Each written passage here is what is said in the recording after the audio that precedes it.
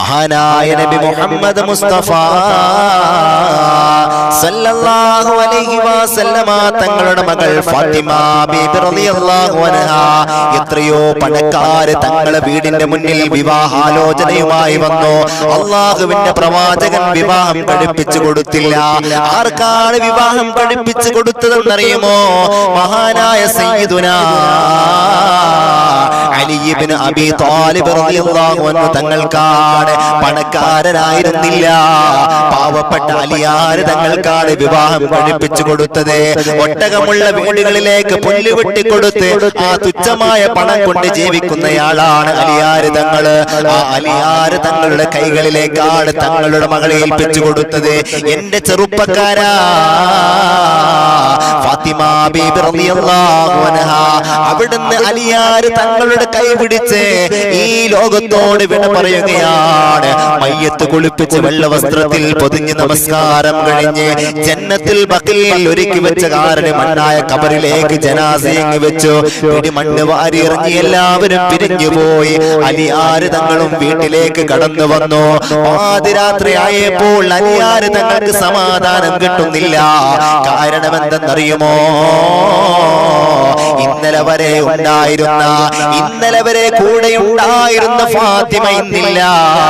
ഒരൊറ്റ ദിവസം കൂടെ ഇല്ലാതിരുന്നപ്പോൾ അലിയാര് തങ്ങൾക്ക് സഹിക്കുന്നില്ല.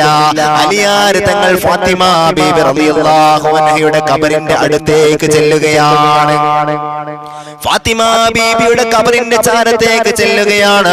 എന്നിട്ട് അവിടുന്ന് പറയുകയാണ്, അസ്സലാമു അലൈക ഫാത്തിമ. അലിയാര് തങ്ങൾ സലാം പറയുകയാണ്. ഫാത്തിമ ബീബി സലാം അടക്കുന്നില്ല. രണ്ടാം തവണയും അലിയാര് തങ്ങൾ സലാം എന്ന് പറയുകയാണ്. അവിടുന്ന് സലാം അങ്ങ് മടക്കുന്നില്ല.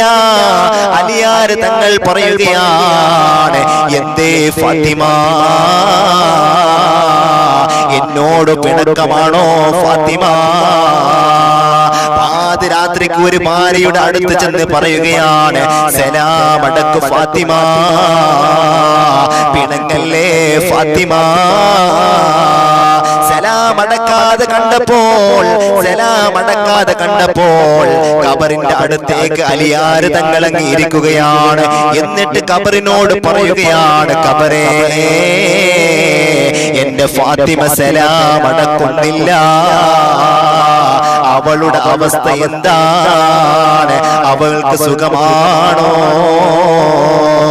ഖബറേ, അവൾ സാധാ അവരാരെന്നറിയുമോ? ഖബറേ, അവൾ ആരാണെന്നറിയുമോ? സാധാരണ പെണ്ണല്ല. വിവാഹത്തിന്റെ രാത്രി അലിയാര് തങ്ങൾ സന്തോഷത്തോടെ ഫാത്തിമയുടെ അടുത്തേക്ക് ചെല്ലുകയാണ്.